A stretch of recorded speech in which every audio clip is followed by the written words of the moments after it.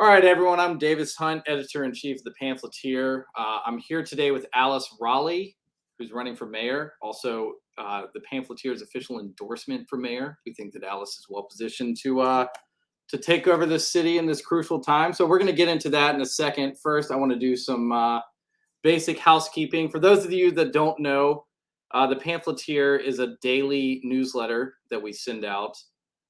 This past week, we've been doing an election guide, and I'll show you that real fast. Since Monday, we've gone through the vice mayoral race, the Metro Council at large, and broke down the mayor's race into three parts. The third part we released this morning. So if you want to get that stuff in your email, we've got a nice handy sign up form on our website here. We even have membership tiers. If you pay $10 a month, you can get access to the comments section and early access to Pamphleteer events, which many of you might remember back in the early days of the Pamphleteer when we did our happy hours. We're going to start rolling out those, centering more around a guest and less around just drinking and having a good time. So you'll get access to that. Mostly, as most local media outlets these days ask, your donation mostly goes to funding the operation. As I've talked about here before, starting in the 2000s, ad revenue started to leak out of local media and into sites like Google and Facebook. So local media outlets have to find these kind of creative business models, which are kind of a mix of donations and advertisement sponsorships. It's just a panoply of things. So that's all I have to say. I'm going to bring Alice up here, and we're going to talk about her platform. Alice, how are you doing? Good. How are you? Good. Thanks for joining me. Yeah, well, it's good. It's good to be back. I enjoyed doing your show, I think early on in the campaign over your office. That was before we added this high-tech video component. Yeah, this is I feel very honored and very high tech. Thank you, Davis, and thank you for your endorsement. That is actually, I think, this week the third that we're excited about. The Community Leaders of America are pragmatic and center right mayors governing cities all over the country, like Maddie Parker in Fort Worth and David Holt in Oklahoma City. Their group has endorsed my candidacy here in Nashville, and then also Grover Norquist's group. Oh, right. Yeah. So, somebody asked me earlier this week, a reporter from a different publication. He said, "Gosh, Alice, the Community Leaders of America, that's pretty, center right group, and Grover's group is really radical." And I said, "Really? Is it radical to let taxpayers have a seat at the table?" I don't think so. For listeners who know Governor Haslam's Improve Act, that was passed and brought up in terms of sort of helping modernize aspects of the way that we were able to operate our roads and road construction here. And that was taxpayer compliant. They worked with Grover's group, right? Like the idea that you can't step back and say, if I need to raise a certain type of revenue, what are offsetting cuts or offsetting other places that I could look at so that a taxpayer is not, that we're not taking this attitude of just constantly tax and spend. And so if anyone is confused about the Americans for Taxpayer reform, don't be confused. The taxpayer should have a seat at the table in our government, and too frequently they don't. That's been a consistent theme of your campaign, and it's kind of something that you've have been extremely consistent about and not deviated from. Have you noticed other candidates maybe picking up on that at all? Or early on in the campaign, I was probably the only candidate talking about our debt and finances. The only one really talking about, though I'll give Jim Gingrich some credit there. I think he's been pretty consistent from the beginning, or maybe we've helped him come along. I think our city's crime issues, we've been pretty consistent talking about. And then schools, one I was cheering internally the other day when another candidate said, we really do need to make sure that all of our first graders can read. And I was just like, this is amazing. So it does mean that you have to stay on your toes. Now I have frequently pivoted to how are we going to pay for it, talking about some different aspects of state law that I think tie our hands a little bit, some pieces from state history that I think that we could bring back up to move things over, because I am a believer, and no one else has come out with this yet, but maybe before the end of the campaign they will. I do believe that in order to move forward, we have to take the position that we can love Nashville and love Tennessee, and I do believe that. I know that people look at me in this kind of like Ted Lasso kind of a campaign that that they think, oh no, we're so used to electing somebody who looks just like this, who coaches just like this, and that's who our coach has to be. And then there's me over here saying, maybe if we get to a position of recognizing that we have some real structural challenges as a city, right? Like think about people, going through a recovery, right? In a 12-step process. The first step is recognizing you have a problem, right? Until we say, yes, we have more debt in Davidson County than the entire state of Tennessee put together, and we need help, and we've actually got to fix that, and we're not going to do it alone. But the idea that we're running around saying everything's fine here, nothing to see, no, no problem, right? Our city hall is literally burning, and we're letting it happen. That a couple of years ago we did that, and then we go, it's fine, everything's fine. So I think that's just a little bit of a different attitude. What would be the first line of communication or project you'd work with the state on? What's your number one priority in kind of mending that relationship? Well, I think that the first is restoring a sense of decorum and order to the city, and I think that starts with things as simple as how I will organize my swearing in, right? For listeners, if you went to the city's State of the City earlier this year, as I did, it was held at a school, and granted, the school isn't open yet. It's a new high school in Bellevue, but it was held at a school in the day. And for some reason, in this work of thinking that City Hall is this like performative backdrop for national social issues, we invited a drag queen to stand on the stage. Yeah. And I went up to her afterwards, and I was like, I've seen you perform at a friend's 50th birthday party down at the Ink building. I've seen you at a Christmas party at a friend's house over in Whitland. You're great, but like, what are you doing here at 10 o'clock in the morning at a city address, like on the stage? And these are the sort of things that I think there's bad behavior on all sides, but it starts with an adult in the room saying, we're going to say the pledge, we're going to say all of the prayers, we're going to give our speech, and then we're going to go home. We don't need to use, just because you can wear a bathing suit to church, you don't. Yeah. Right. Like this kind of idea of this constantly adding the adjectives in at every single moment, instead of saying like, hey, my job is to get the kids reading, just all kids reading, all the potholes filled, not certain potholes, all, don't care. And when you call 911, whatever adjectives you use, we're going to come. Like that's our job. And the rest of it really, I think, clouds much of the work of government. I think it frankly makes it difficult to recruit and retain high quality workforce for the city. I think it makes people start to think, is my job to be part of this, political movement, or is my job to take the trash out, right? Is my job to teach the kids?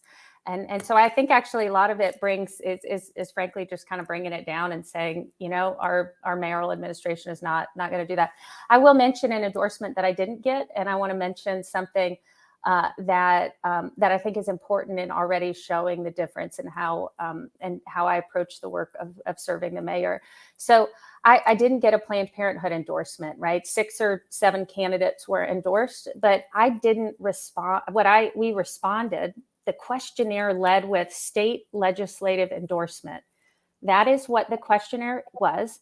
And we wrote back and said, we don't think it's appropriate for the mayor of the city in a municipal election who does not set or create state or federal policy with respect to decisions on life. We don't think that it's appropriate to either seek or provide an endorsement in this race. And we never heard back.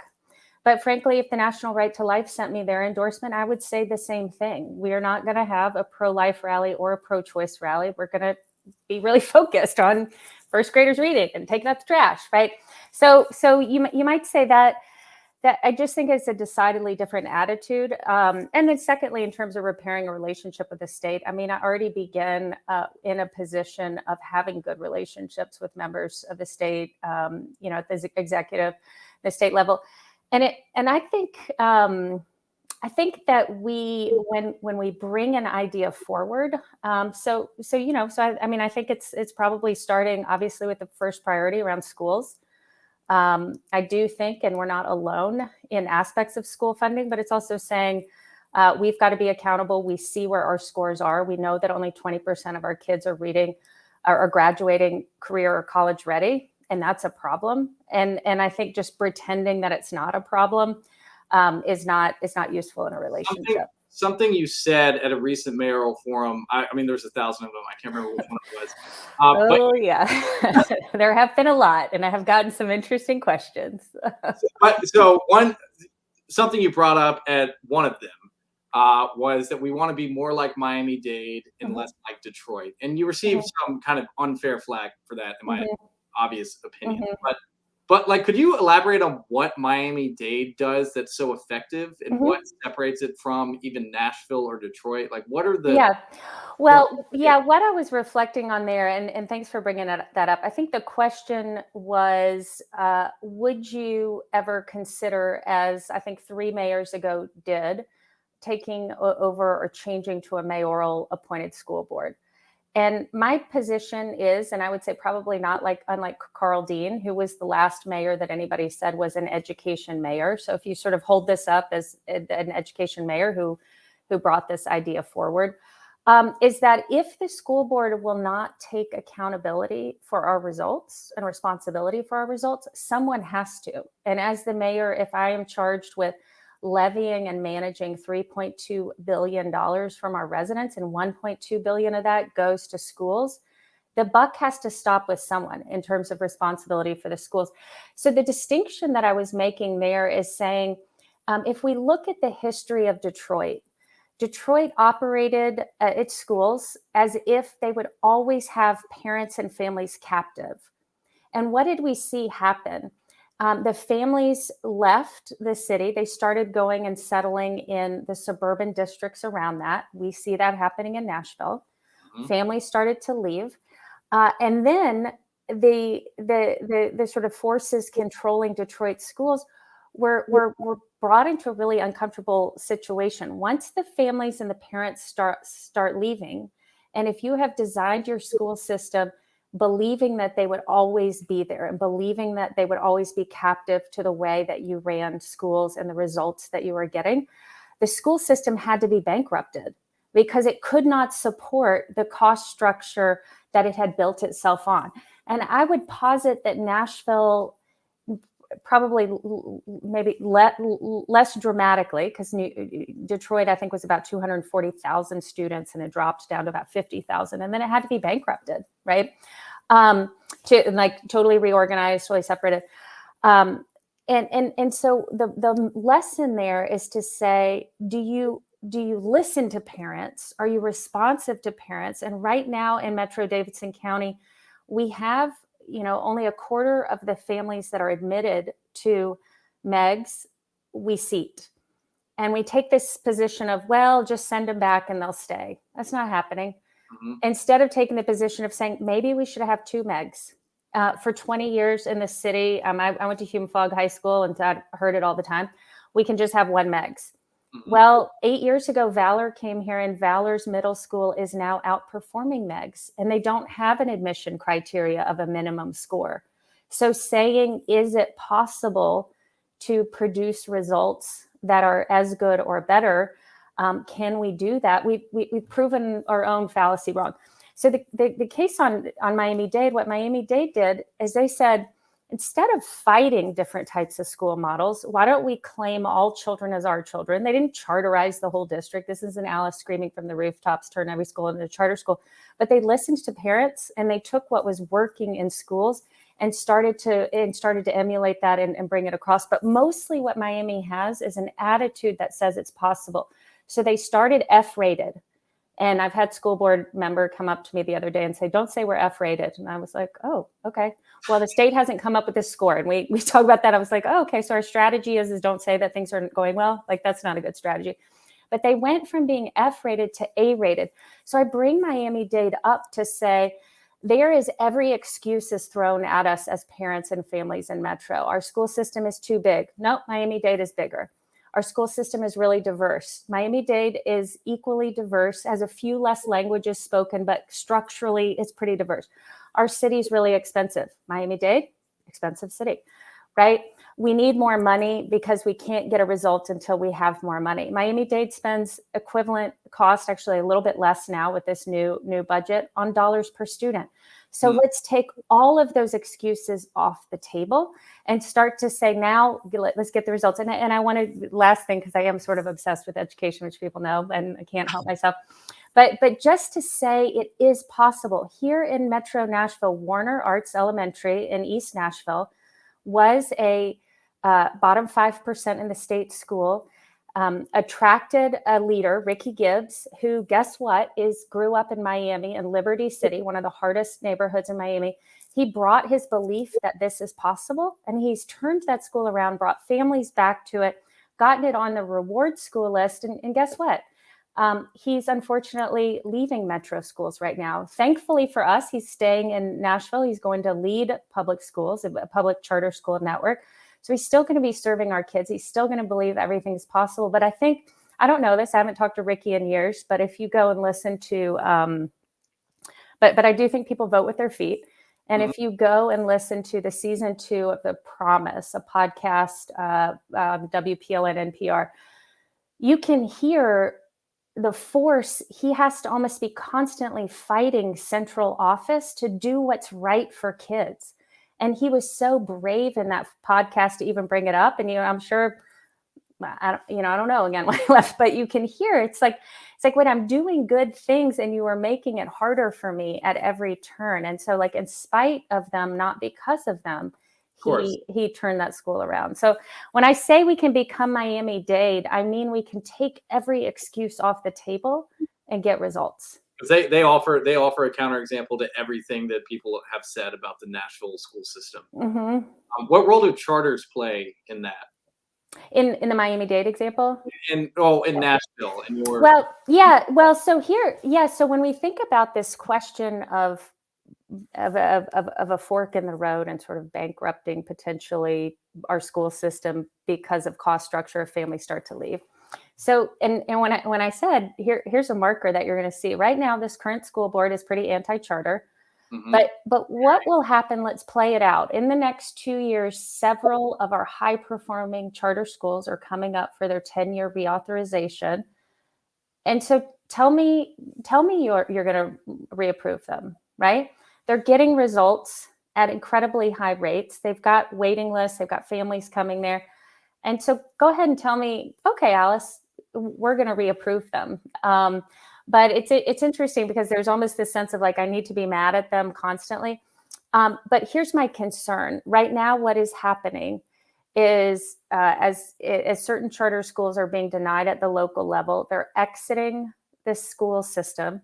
Their dollars are exiting the Metro Nashville school system. Their scores are exiting the Metro Nashville school system. And they are going to the state charter school district, right? So if at scale, a lot of these 10-year charters come up, and if they are denied, then they're going to exit and go over here. Then I think you're going to have a situation where you got 25 or 30,000 students educated in the state charter school system operating in Davidson County, and you maybe have 50,000 students educated in MNPS. But if we look at our top 37 schools in the district, about half of them are charter schools. So you can sort of see that play out. What if those top performing schools end up exiting, going over here, and then you end up in a situation of not enough students to sustain that overhead in the central office? I think you end up in probably a place that any business would not want to be in. Sure. Well, let's move on from education. I know you love talking about education. Yeah. I Well, bet your listeners love it too. Kind of like get in there, Alice, and tell them it's possible and don't take no for an answer. the last time we talked, the way that you framed well, before we move on, because I'm now remembering this. The last Yeah. time you talked, the way that you framed third grade reading laws, Mhm. retention laws, or having a student read by the time they're in third grade was very the way was very fresh when you told it to me. Mhm. So what let's talk about the importance of having a child read by first grade and why that is absolutely necessary to make sure that they know how to read by the crucial point is third grade, right? Yeah, yeah. The crucial point really is third grade because in third grade, you're shifting from learning to read and how to read to using the knowledge of knowing how to read in order to learn other subjects, right? So think about social studies curricula, geography, science, and any of these subjects that we start to introduce more of in fourth, fifth, sixth grade. If we're not a fluent reader, then we're struggling to understand what those concepts are, right? So the thrust of early education is really around literacy, because I was meeting a couple weeks ago with Chairman Scott Sapicki, and when I think about how you get things done with the state. That is an individual who knows how to get things done. He is one of the senior folks in education. And we were talking about the state of schools. And he said, look, Alice, some people right now think that this third grade retention law is kind of a blunt force instrument, right, to get attention of everyone. And I know a lot of people are upset about it, right? But we in government, frankly, are not really good at doing something unless it is made, the attention is there. And so this third grade law, a lot of it, I think, comes from too. He said that in our state prisons, we give literacy tests to inmates as they're in processing, and our male inmates are reading at a first grade level. Our female inmates are reading at a third grade level. So for every person who says you're forcing someone to take an extra year of school, you're embarrassing the child, it's not going to work. If we don't intervene then to make sure our kids are reading and we're not passing them on and passing them over, like what's gonna the likelihood is that 15 years later we're going to be testing that child and they had been passed all the way through the school system that didn't serve them. Hmm. So the 7 or 10 or 15 or whatever the number is, thousands of dollars per student to have them repeat a grade and to try to get it right, to try in every way to get it right? Or are we going to kick that forward and in 15 years later be spending $35,000 a year incarcerating them? And I sort of think like that's pretty blunt, Alice. But at the same time, it's like what should in government we're not good at this idea of an ounce of prevention is worth a pound of cure. Right. The preventative act of teaching a child to read, of getting it right, of wrapping them around with the literacy support, of paying to do that in the early years, is, I mean, yeah, it is incredibly critical. It's difficult to quantify. You couldn't fit it into a spreadsheet and accurately Yeah. compare it, maybe. So, Yeah. Yeah, uh, there have been some studies done about the difference of a good teacher and a bad teacher on like the lifetime earnings of a class of students. And it is sort of an interesting concept. So, but I know, well, let's move on. Let's talk about other fun things, Davis. all right. So, a common theme of this mayoral campaign has been residents, saying they feel left behind, and I think Hmm. that's expressed a lot of ways, whether it be development, tourism, stadium Hmm. deals, etc. What do you think people mean by being left behind? Yeah, well, I think some of that is change is hard, period, Hmm. right? And I think that we will always have a sort of a certain nostalgia for, gosh, I love when I could just zip downtown and there was no traffic, right? But you can now, go and see, right, some world-class shows that we used to not recruit. We've got world-class restaurants, right? So I think there's always going to be a little bit of, of sadness about how growth has happened. But I think, but I would say maybe bigger is some of the change, is probably a sense of imbalance now that I don't think people signed up for Nashville being an adult tourism destination. I don't think people living here thought of themselves as the center of this kind of drinking, I don't know, sort of culture down there. And so but in terms of otherwise, it's probably also a challenge for any city that's going through the sort of the growth that we are, is that more educated, higher skilled workers are coming and relocating here.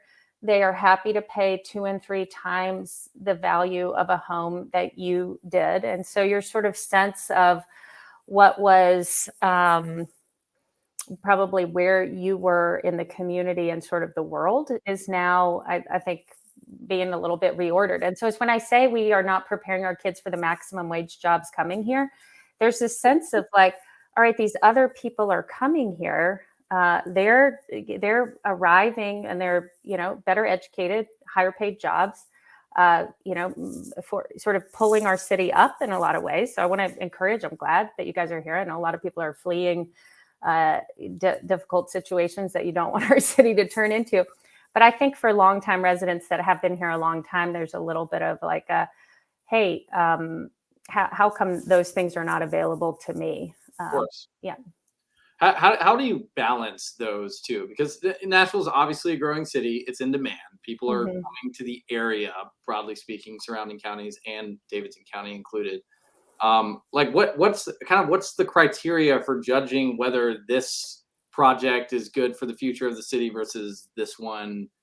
Like, what calculus would you apply to some of those decisions? Oh, do you mean like specifically on economic development deals? Yes. Yeah. So I would say that, and I mean, I think I have said this in my work. I was an assistant commissioner in economic development in Governor Bill Haslam's first term, and actually worked on the top to bottom review and put together the plan that we looked at. And the concept in economic development is traded clusters. What traded cluster businesses, industries do you want to recruit to the region? Why does it matter? I would say, frankly, in that plan, I think did pretty well. The region has grown spectacularly. Right now, I would say the majority of businesses looking at Nashville or the Nashville region are doing it primarily for our favorable tax environment. They are probably they're probably making a bet on our labor environment, that they can either attract those workers to move here, or in some ways they could hire some. But, we have a pretty tight labor market. And so I think for the most part, there's a sense of build it and they will come. I actually do not, I actually do not believe, and when you look at sort of the split between state dollars and city dollars, I actually don't really see a big role for economic development incentives for the city of Nashville. I would see instead areas around job training or job retraining, a desire to recruit companies that are interested in reaching down into our schools and helping us from what I would think of sort of as a K to J, about how do we particularly probably from 6th to 12th grade, help make sure that we're infusing the skills for the jobs of tomorrow that are coming here, and that we're bringing that through our curricula. And so I think a sense of civic mindedness, a sense of investment in the community. But I actually don't, I frankly, and I actually think, to be fair, I know people bat around Alliance Bernstein a lot because Jim Gingrich is in the race, but I believe him and I think the numbers play out that they actually haven't taken any city incentives. And I remember at the state, when I was there, we were really the 800-pound gorilla with respect to these larger economic development deals. And so I see it as sort of like, you guys quarterback it. We'd sure love for them to be here. We're going to be at the table. We're going to be a welcoming city. But I don't see incentive and economic incentive dollars coming out of my administration. I just don't really think that there's a need for it. And if you are actually stepping back from it, and Jim and I, a year ago, we had this conversation, at the end of the day, it's sort of like sprinkles what a city government is putting there. But those sprinkles are big dollars to us as a city, but they're not when you're looking at the balance sheet of and sort of the income statement of an Alliance Bernstein. They're moving here because of the tax environment. Like, I mean, like the difference in New York to Tennessee is 1,000 times any dollars we're going to get, and it's not actually part of them making a decision. Yeah. Yeah. So do you think anyone's been misleading? Like, so there is this just great insecurity among some residents, I guess mostly old ones. It's weird. It seems like it's longtime residents and newer residents who want the city to be this like new, different thing than it is. Mm. Do you think any candidates have been misleading in their messaging in this regard and trying to tap into that kind of either being left behind or this desire to remake the city into a new and better city? I don't know if there's any misleading. I would say that if you think that the city is going in the wrong direction, you shouldn't keep hiring the same people, right? Like fundamentally, if your whole statement is I have lots of experience knowing how to run the city, I have lots of experience for lots of mayors writing Nashville economic development deals. I have lots of experience with those mayors giving public parkland away to developers. You might kind of be like, is that actually the experience I want? A, and B, if we think that we actually need a reset, do we need to think about somebody who's not beholden to all of those interests, right? Who's not going to be defending, well, 6 years ago, I passed this legislation or I introduced this program, right? I actually, I don't think you can have it both ways. I don't think you can say you have a lot of experience in city government and yet not take responsibility for where we are. So I think that's a part that, but I may be missing your question. So maybe saying that was you addressed it directly. Okay. More than I was hoping.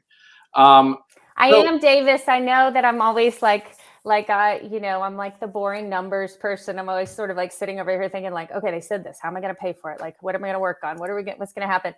But I do want you to know this week. That's job though. I know, but this weekend, I want you to know, Casey on my campaign team and Marvin, they were in here yesterday because it was raining, so we weren't knocking on doors. Everybody was here. We were sending out mailers and stuff.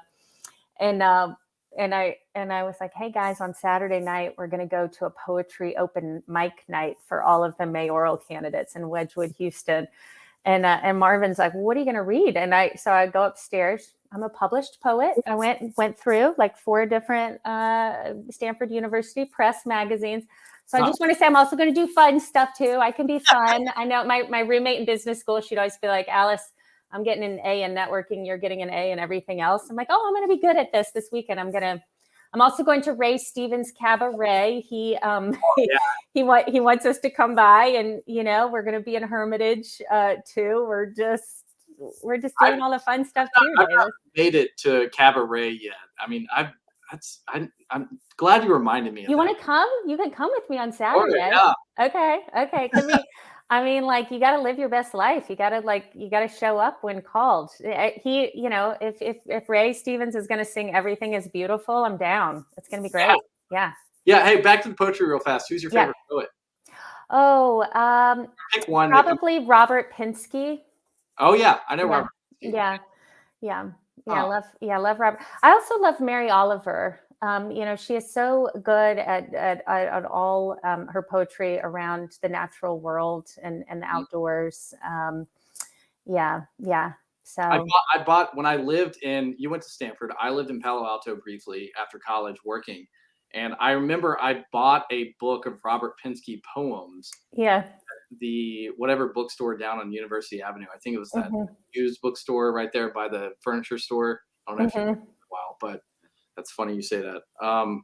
The Triangle Shirtwaist Factory Fire. He has this like beautiful, he always like infuses all of these different, history in his poems. Yeah. Too. I think he might have been, was he like the poet laureate at some point, the National Poet Laureate? I don't know. Yeah. Well, this is not good thing nobody's quizzed me on that for being the mayor. I've been asked, I've been asked all kinds of things, Davis. I'm not going to sleep with my bodyguard. I'm just going to go ahead and get that out there. It's not going to happen. Not going to happen. It's funny. That was my next question, so we can move on. Good. Okay, well, good. Check. Kind of related, check actually. That one off. Because we were going to talk about one thing you brought up consistently is how understaffed MNPD is. Yep. And I would like for you to lay out how you're going to address that, because it seems you said it's a recruiting problem, which is obviously such a case. And I don't hear a lot of people. You mentioned it earlier when you were talking about general metro positions as well.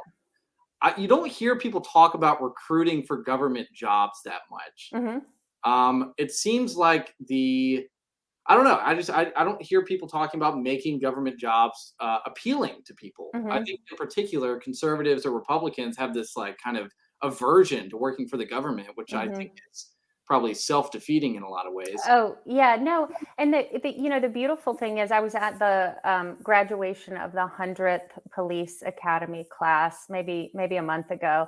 And I met, there was a family that the father, the uncle, the son was graduating.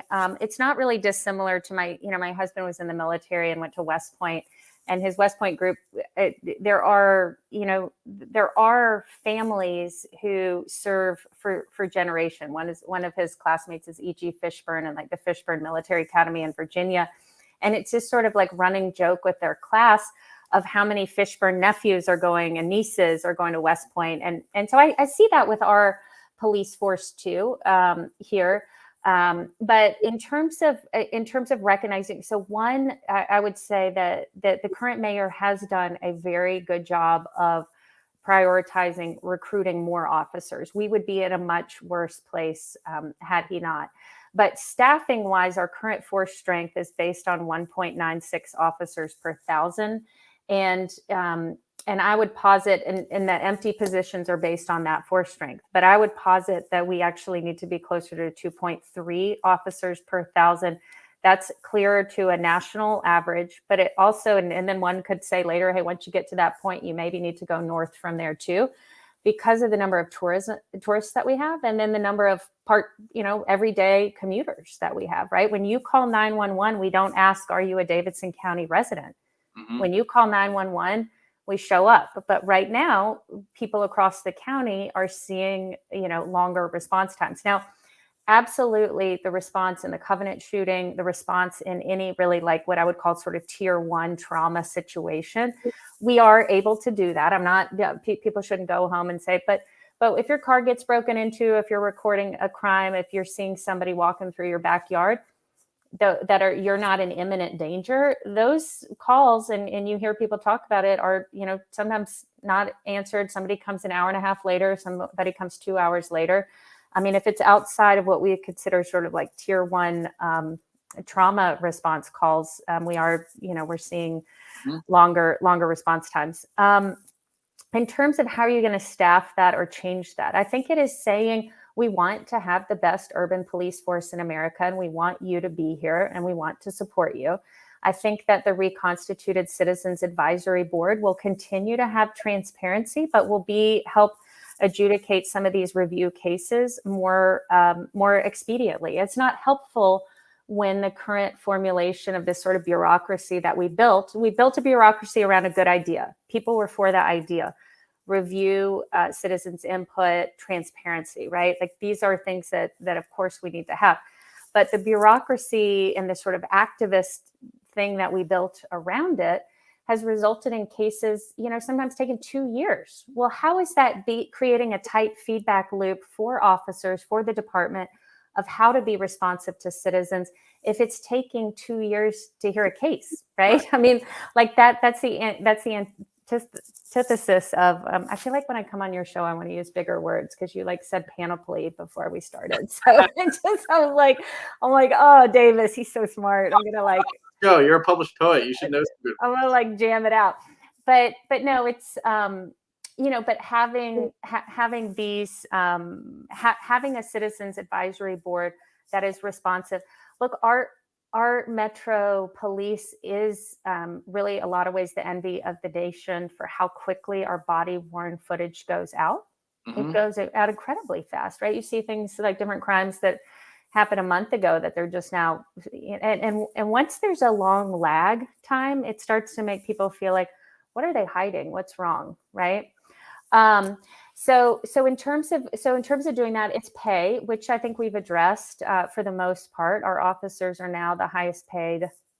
But you mentioned about government being responsive, government being a place that we want to work. I also think government has to think about how, and probably less so in policing because the amount of training we put into police. But I love what Sheriff Darren Hall is doing right now to help fill some of his positions.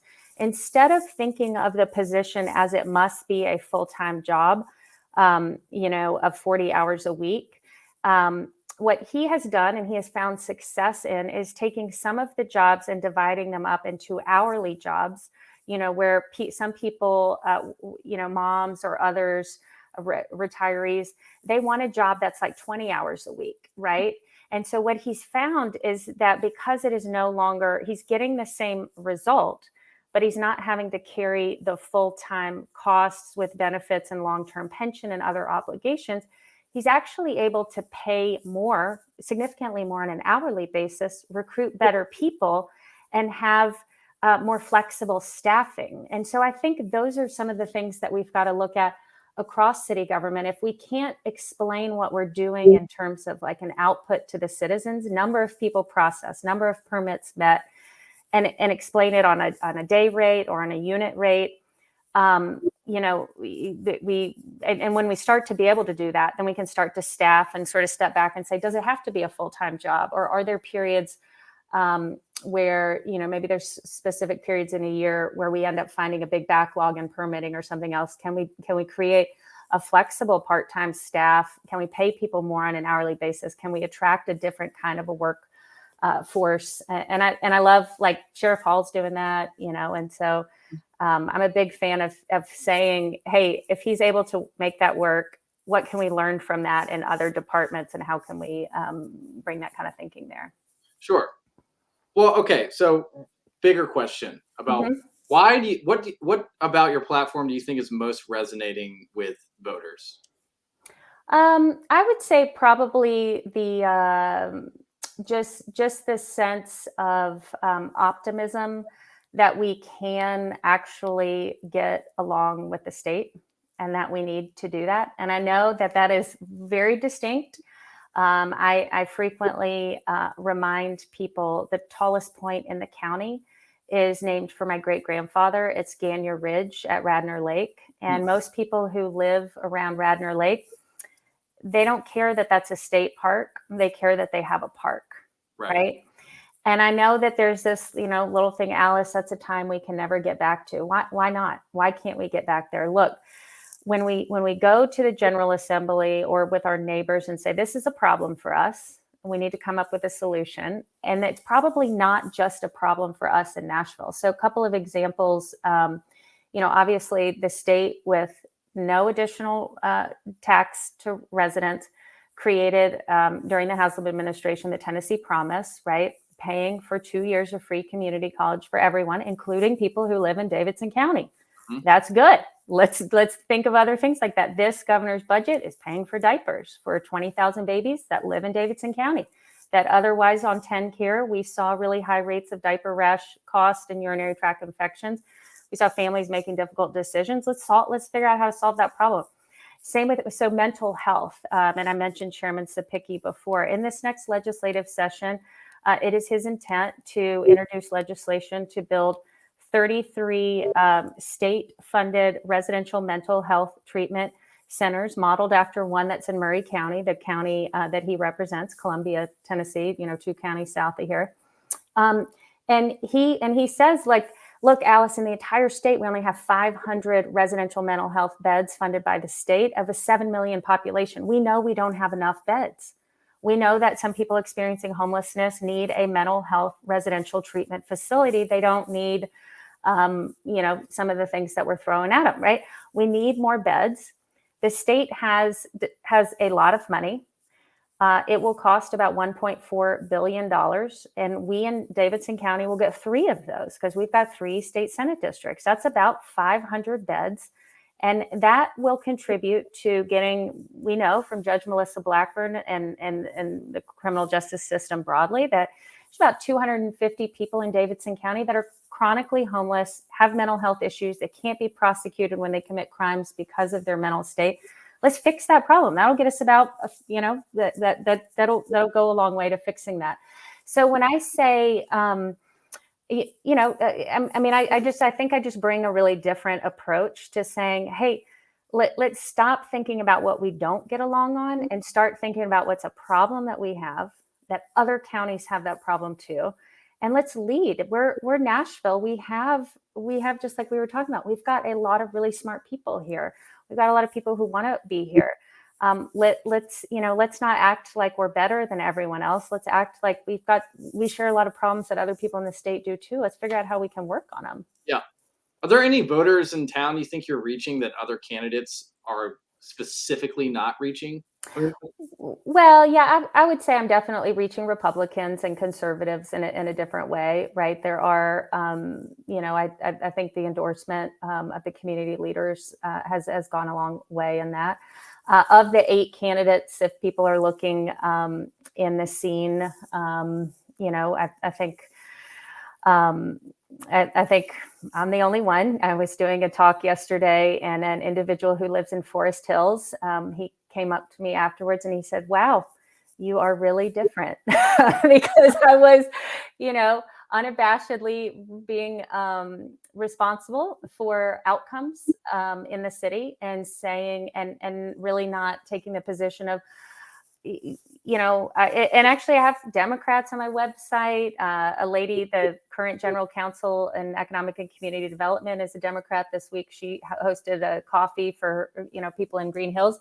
And she always says, like, I'm one of your Democrat friends that is supporting you because it is just so refreshing. I actually believe you're going to bring the peace. I've heard that from surprising people as well. Yeah.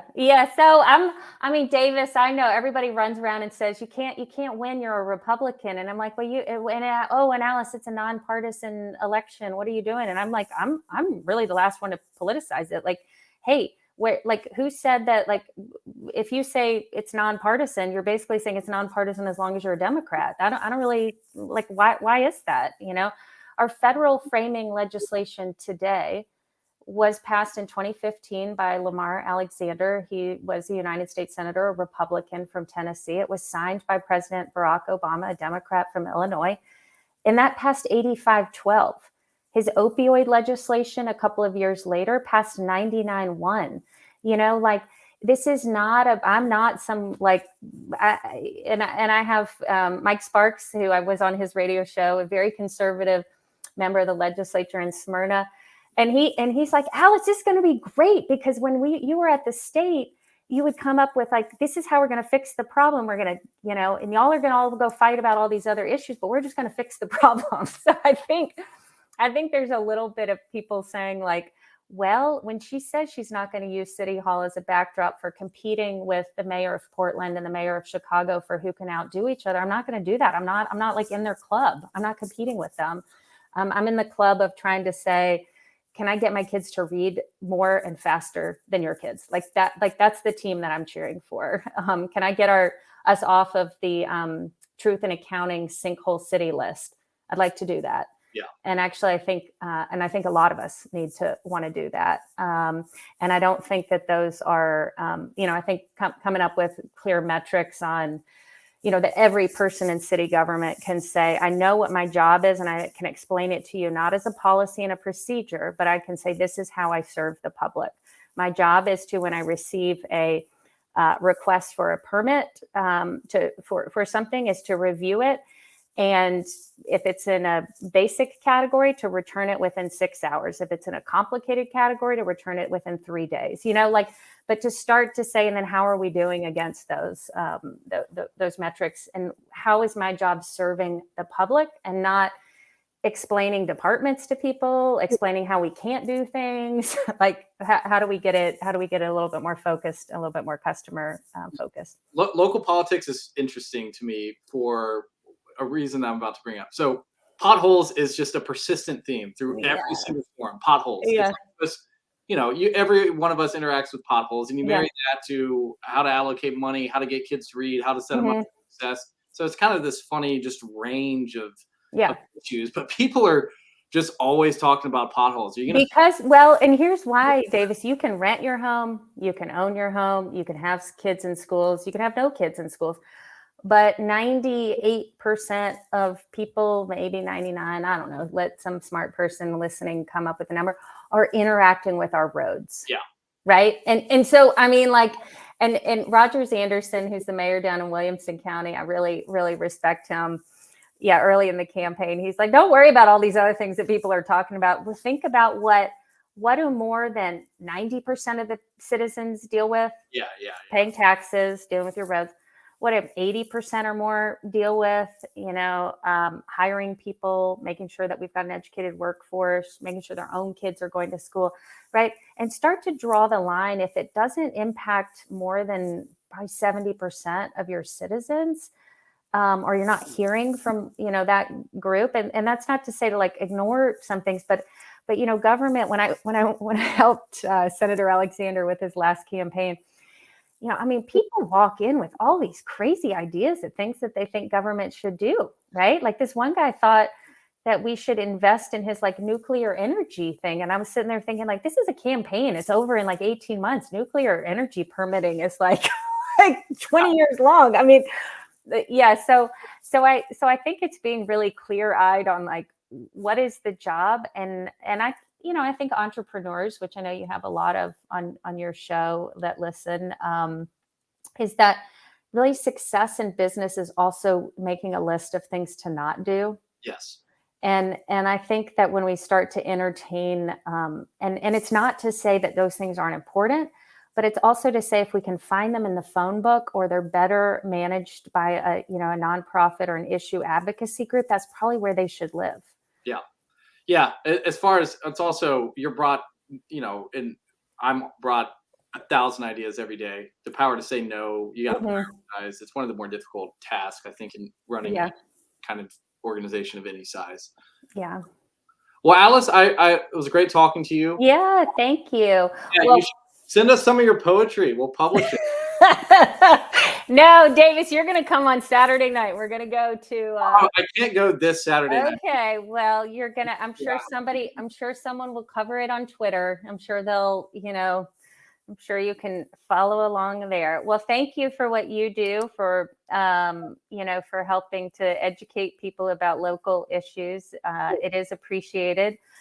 This election you should think more about just the managing of the city and less about somebody's letter next to their name. But I appreciate all votes, and we'll go with Ted Lasso. I believe we can love Nashville and love Tennessee, and doing both is a way that we can win for all of our residents. Well, great, Alice. It was great talking to you. If you guys, Alice has got a website. What is it? AliceRolliForMayor.com. AliceRolli.com. Just AliceRolli.com. Yeah. I'll put that in the show notes. This will go up on YouTube and all that kind of stuff. So I'm gonna kick you down. Tell everyone to leave. And yeah, great talking to you. Thank you. All right, bye. All right, well, that's our show for today. We're gonna start trimming these things down. It's just gonna be one interview. Usually, I'd bring up Megan and Jared, and we go through a whole spiel on a variety of other topics. We're gonna start trimming it down. These things are gonna be shorter and more concentrated. This is the first example of that. So we appreciate having Alice on the show, and as we mentioned, we endorsed Alice as our chosen candidate. So we are supporting her in the mayor's race going forward. So if you get out, go vote for Alice. That's all I got for today. Appreciate everyone. We'll see you next week.